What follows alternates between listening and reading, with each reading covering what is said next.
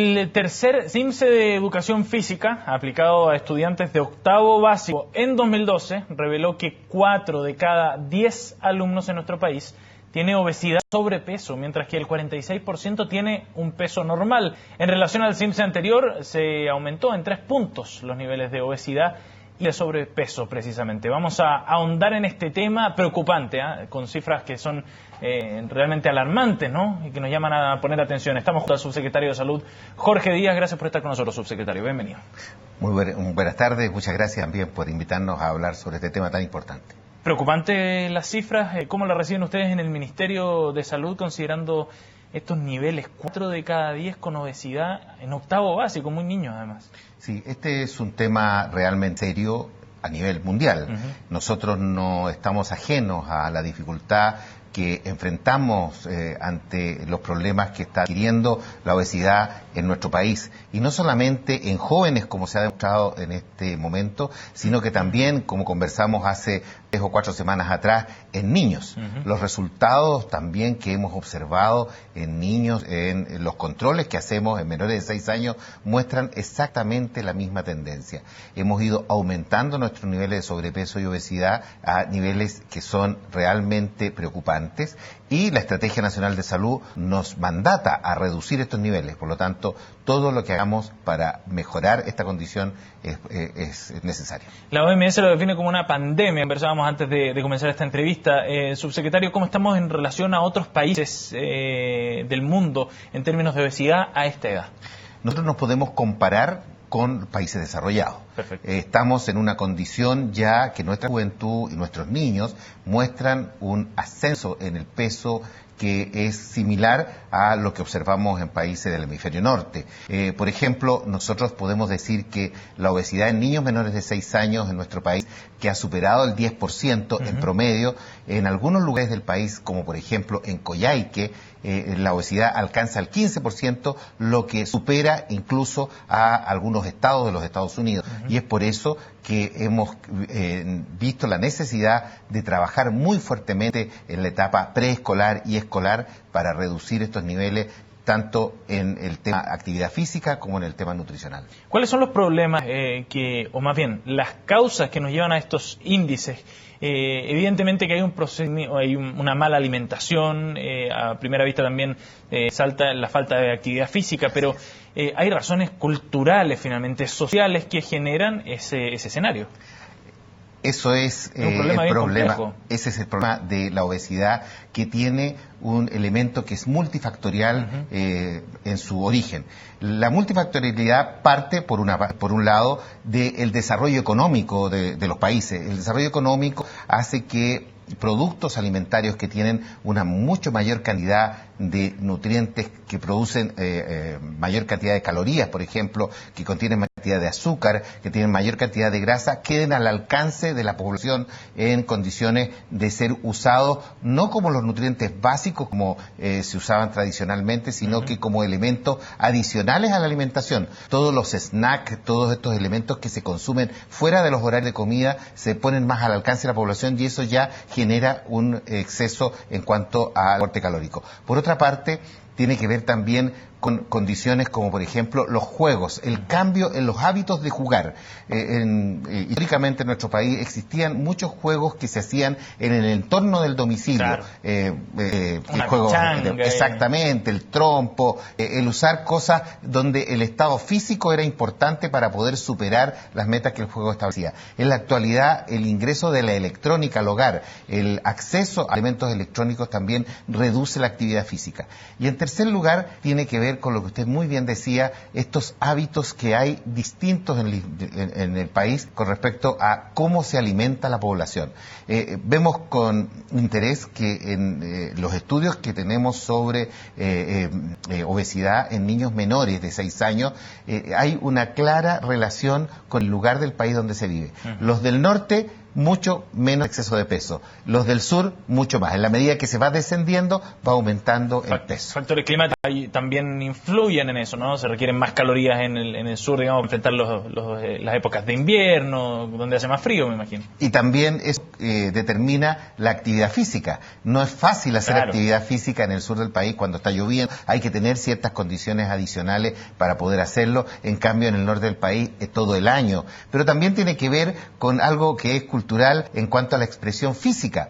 En el norte hay más exposición del físico, por lo tanto las personas tienen más preocupación por contener, ¿no es cierto?, y mantener un físico que sea armónico. En cambio, en el sur del país eso está más cubierto, se nota menos, por lo tanto tampoco hay un estímulo desde el punto de vista de la imagen que ayude en este proceso. Hay un tema también, me imagino, socioeconómico relevante. Comer saludable puede ser más caro y por ende se da muchísimo más la obesidad en los estratos socioeconómicos más bajos.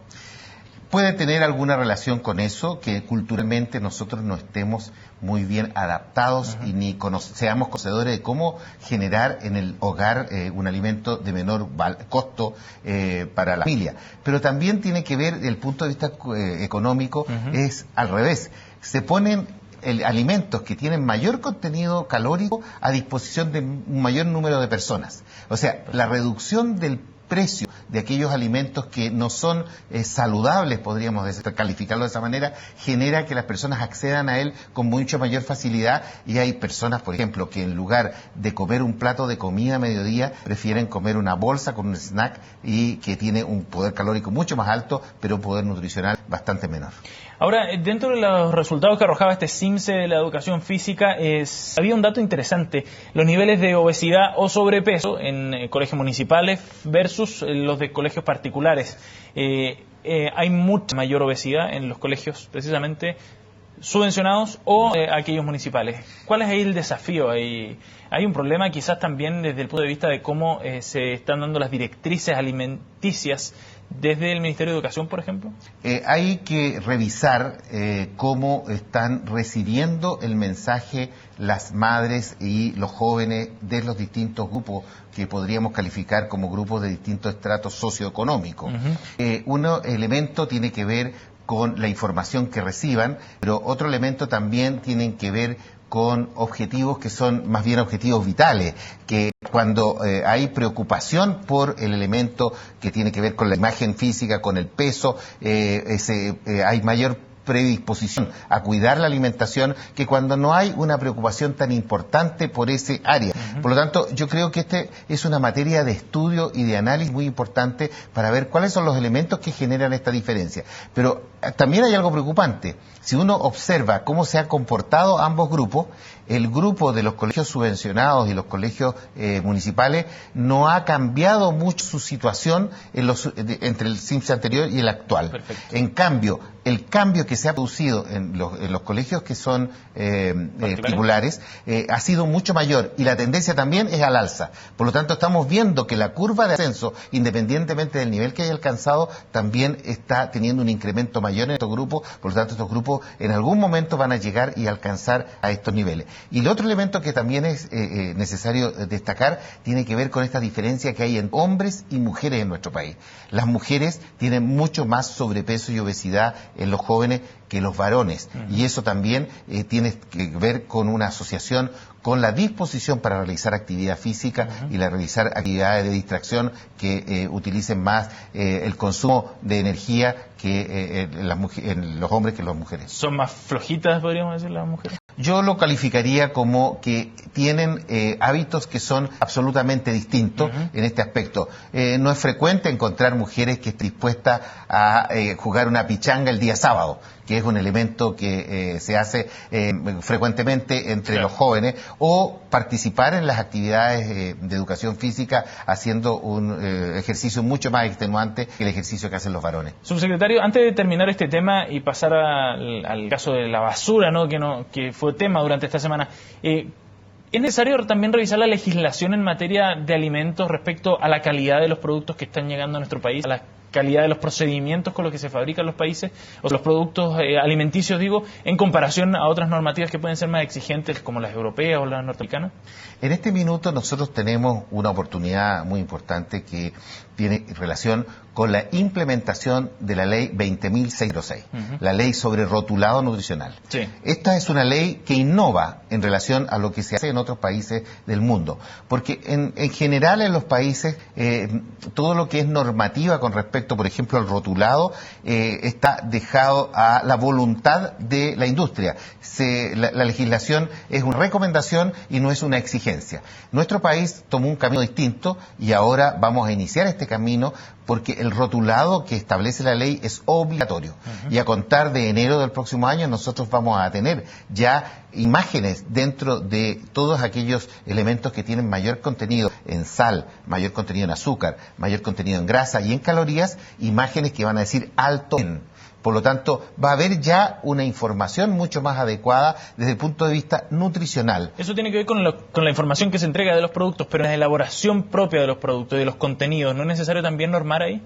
Yo tengo la convicción de que vamos a tener que iniciar un trabajo y una normativa con respecto a lo que tiene que ver con calidad. No es un elemento que considere adecuado que esté focalizado en salud, porque el tema de salud tiene que ver con la inocuidad y los efectos de los alimentos sobre la salud. Pero cuando empezamos a distinguir entre, por ejemplo, una miel que viene del ulmo o una miel que es polifloral y queremos establecer cuál de las dos es en el comercio tiene una mejor venta o un mejor precio, y cómo ponemos en la imagen eso, ya es una situación que no entra exactamente en el tema sanitario, sino que más bien entra en un tema que tiene relación con lo que es la comercialización, la calidad del producto y la defensa del consumidor de la calidad que esos productos tienen para él. Subsecretario, cambiamos de tema. Analicemos lo que sucedió esta semana en términos desde la perspectiva sanitaria sobre este paro de los recolectores de basura. ¿Cómo evalúa finalmente este episodio que en algún momento fue bastante crítico? Para nosotros fue un desafío muy importante el poder muy rápidamente reaccionar y darle información adecuada a la población. Nosotros 24 horas después de iniciado el paro, ya teníamos en las radios un aviso, una información a la población indicando qué medidas tomar. Lo hemos mantenido a lo largo de la semana porque creemos que aquí también hay una oportunidad de cambiar nuestra cultura con respecto a la basura. Se produjo un elemento muy positivo dentro de la población. Observamos con bastante beneplácito que la población mostró una cultura con respecto al manejo de la basura que no esperábamos iba a mostrar. Hubo poca basura en las calles, especialmente de los lugares poblados. En algunos sectores. En algunos sectores, especialmente si uno recorría lugares de mucha población como el sur de Santiago, la zona suroriente de Santiago especialmente, observaba que las personas habían tenido el cuidado de separar las basuras. Vimos mucha basura de cartón, mucha basura que no era orgánica, que no producía gran problema, que se desechaba aparte de lo que significó la basura orgánica. ¿Y por qué se cursaron los sumarios entonces? Bueno, ese es un tema distinto. El Código Sanitario establece muy claramente que el responsable de mantener el aseo, el cuidado de la basura y la disposición final de las basuras es el municipio correspondiente. Nosotros fuimos bastante tolerantes como ministerio, y especialmente los secretarios regionales ministeriales tuvieron una posición bastante cautelosa de apoyo a los ministerios, de apoyo a los municipios especialmente para solucionar este problema. Hay municipios que en el sur de Chile, por ejemplo, si vamos a Valdivia como un ejemplo específico, si vamos a otras regiones como en Temuco, no hubo prácticamente basura en las calles porque los municipios tomaron una actitud muy activa frente a esto. Pero los alcaldes se defienden diciendo que esto fue un paro nacional finalmente, que no tenían mucho espacio de maniobra, digo, como para solucionar este problema de la acción de basura. Por supuesto, eso es así y por eso se dieron todas las facilidades para que la misma autoridad sanitaria permitiera acumular basura en determinados lugares.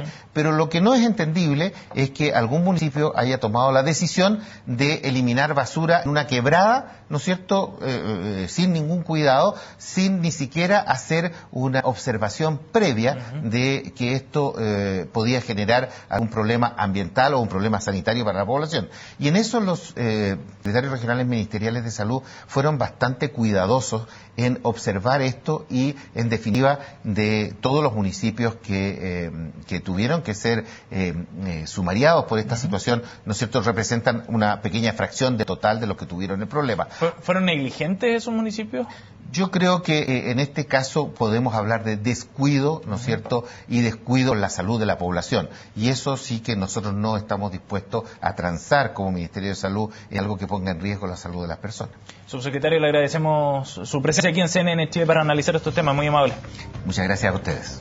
Hacemos una pausa, volvemos en minutos, no se vayan.